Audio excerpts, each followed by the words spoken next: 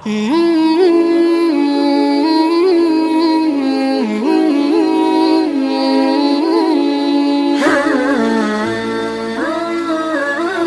sedang membahas tentang zikir. Baik, sekarang yang kedua, masih ingat? Tadi kalau seorang sedang berzikir, maka konsekuensinya dia akan apa terhadap Allah? Ingat. Yang kedua, dekat. Pertanyaan saya, apakah setiap orang yang mengucapkan astagfirullah menjadi ingat kepada Allah? Itu masalahnya. Banyak orang pasca sholat mengatakan astagfirullah, tapi kalimat itu tidak mengingatkan dia dengan Allah. Itu masalah utamanya. Assalamualaikum warahmatullahi wabarakatuh. Assalamualaikum warahmatullahi wabarakatuh. Astagfirullah. Astagfirullah. Astagfirullah. Halo? Gimana? Anda salam langsung ngecek status. Lisan Anda astagfirullah, tapi tangan Anda megang handphone. Pikiran Anda melihat status. Sebagian orang bahkan merespon urusan dunia. Bagaimana istighfar bisa berkorelasi dengan itu semua? Itu masalah utamanya. Jadi semua kalimat ini ketika diucapkan bingkainya adalah zikir. Mampukah Anda mengucapkan istighfar ini yang langsung mengingatkan Anda dengan Allah Subhanahu wa taala? Ini poin besarnya. Nah, tahan. Saya berikan rahasia besar dulu di sini. Kenapa Anda mesti mengucapkan kalimat ini? Buka Al-Quran surah ke-71. Surah apa itu? Surah apa? Nuh. Bukan Al-Ma'arij. Al-Ma'arij 70. Ayat 10. Kalau mau dari ayat 9-nya. Sampai dengan 13. Kemudian saya kotaki ayat 10-nya. Nih, 10-nya saya kotaki di sini. Ini yang pentingnya. Awas, awas. Nabi Nuh alaihissalam berdakwah kepada umatnya. Berapa tahun? 950 tahun. Masya Allah. 950 tahun berdakwah kepada umatnya. Bahkan dakwanya terang-terangan juga sembunyi-sembunyi. Pelan dan silent. Ya, ada yang silent, ada yang terang-terangan. Kencang. Ayat 9-nya. Thumma a'lantu lahum wa asrartu lahum israra. Aku berdakwah kepada mereka kadang terang-terangan. Dengan kencang, sampaikan dengan terang. Tapi kadang juga aku sampaikan dengan pelan, dengan silent. Ada orang-orang yang memang secara pelan aku sampaikan halus, sesuai dengan tipikalnya. Ada yang langsung aku sampaikan keterangannya dengan seterang-terangnya. Tapi tahukah Anda, selama 950 tahun berdakwah itu, yang terang-terangan, yang sembunyi-sembunyi, kalimat pertama apa yang dimintakan Nabi Nuh kepada mereka? Perhatikan ayat 10-nya. Faqultu astaghfiru rabbakum innahu kana ghaffara. Rahasia pertama. Perhatikan baik-baik. Kalimat pertama yang disampaikan Nabi Nuh alaihissalam kepada kaumnya. 950 tahun. Masya Allah. Lihat baik-baik. Baik terang-terangan, baik dengan sembunyi-sembunyi, pelan-pelan, ataupun jahar. Apa kalimat pertamanya? Faqultu astaghfiru rabbakum. Aku katakan pada mereka istighfar kepada Rabbmu. Istighfar, istighfar. Ini. Nah ketika Nabi Nuh mengatakan istighfar pada Rabbmu, istighfar pada Rabbmu. Apakah kalimat Qur'annya berhenti sampai sini? Tidak. Teruskan ayatnya. Innahu kana ghaffara. Rahasia istighfar yang pertama, satu. Allah akan turunkan minimal sifat ghaffar kepada hambanya. Nanti kita lihat. Apa itu ghaffar? Belum tentu. Belum tentu, tidak seperti yang Anda bayangkan. Allah punya sifat ghafir, tapi kenapa yang muncul ghafar di sini? Buka Quran misalnya surah Ghafir, Fussilat surah ke-40, ayat yang ketiga. Ghafiridz dzambi wa qabilit taubi. Allah mengampuni dosa seorang hamba. Ketika mengampuni dosa, kalimatnya menggunakan ghafir. Ghafirun, ghafiridz dzambi. Tapi kenapa Nabi Nuh menyebut dengan kalimat ghafar? Faqultu istaghfiru rabbakum innahu kana ghaffara. Kenapa ghafar bukan ghafir? Satu, nih. Dua, teruskan ayatnya, ayat 11.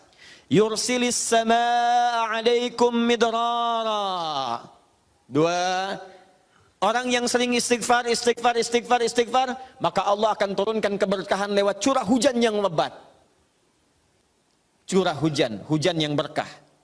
Masya Allah. Ada hujan membawa berkah, ada hujan membawa?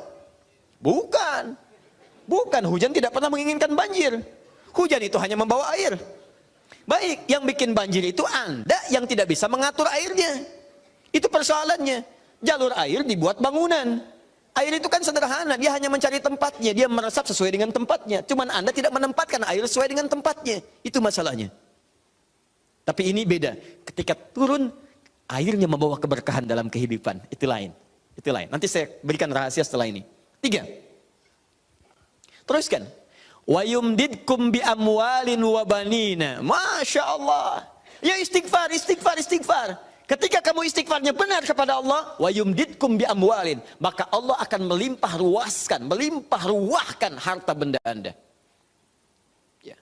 Meluaskan harta. Banyak. Amwal bukan mal. Wa banina, bahkan keturunan. Teruskan. 1, 2, 3, 4 keturunan. Allahu Akbar. Lihat faedah istighfar. 5. Wa yaj'al lakum jannatin. Dan Allah akan limpahkan kepadamu kebun-kebun yang indah. Awas jangan dilihat kebunnya. Karena kalau Anda lihat orang-orang Arab pada saat itu, mereka emas sudah banyak. Bu, emas banyak walaupun masih banyak di Indonesia. Ada Mas Asep, Mas Johar, Mas Surya. Ya, tapi wujudnya beda, ya, wujudnya beda. Di sana emas banyak, perak banyak, bangunan megah. Tapi yang mereka belum dapatkan itu adalah kenikmatan pemandangan yang elok. Kebun-kebun, ya, isinya ada anggur, bawahnya kemudian ada sungai-sungai. Karena itu orang yang paling kaya di masa-masa dulu, di kalangan-kalangan Arab adalah orang yang memiliki kebun-kebun yang indah. Kalau cuma emas yang lain punya. Abu Jahal tuh nggak bangga dengan emasnya. Ya, Abu Lahab tidak bangga dengan emasnya. Apa yang mereka banggakan adalah kedudukan dalam kehidupan dan harta-harta yang seperti yang digambarkan. Tapi semua itu tidak mampu menjadikan mereka sebagai hamba di hadapan Allah Subhanahu wa taala. Poin yang paling besar, kalau disebutkan jannat dalam arti kebun-kebun dalam urusan dunia, itu maksudnya kenyamanan hidup. 5. Kenyamanan atau kemapanan hidup.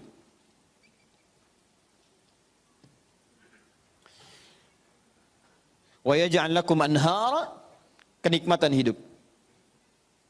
Masya Allah, sudah mapan, nikmat. Kaya, tenang. Wah, ini hebat banget nih hidupnya. Dosanya diampuni oleh Allah. Kemudian hidupnya berkah, hartanya melimpah, keturunannya juga luar biasa, gitu kan? Setelah itu hidupnya nyaman, mapan dan nikmat. Kurang apa lagi? Antum pilih mana? Kaya tapi gelisah atau miskin tapi tenang? Jangan pilih yang ketiga, saya tidak berikan. Nah, tahan sebentar. Lihat sini. Jadi ketika Anda diminta istighfar, astagfirullah, astagfirullah, astagfirullah. Ternyata di antara esensi kalimat istighfar itu bukan kalimat biasa. Anda mampu mengucapkannya dengan baik, maka Allah turunkan kemuliaan lewat lisan Nabi Nuh itu.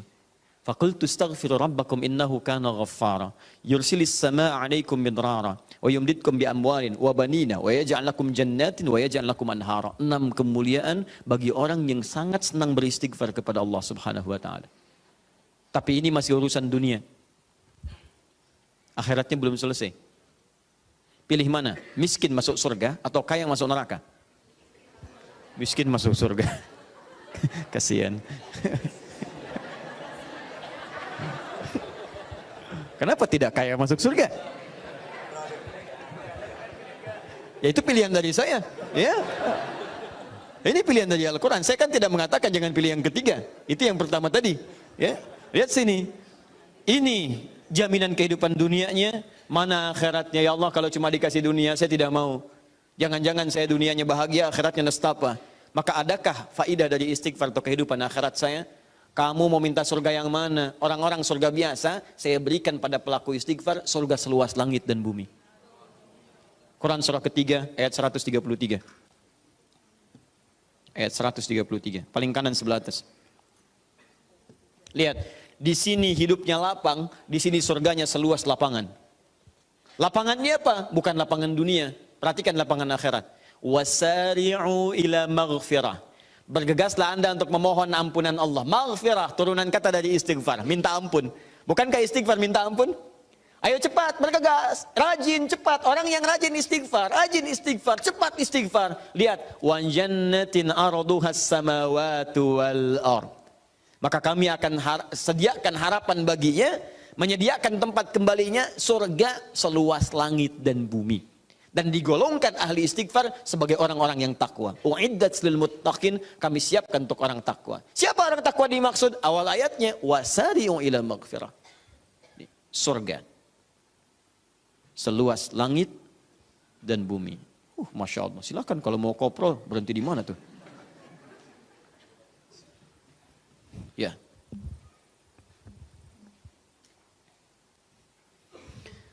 Nah, kalau ditawarkan begini, siapa yang tidak mengambil tawaran ini?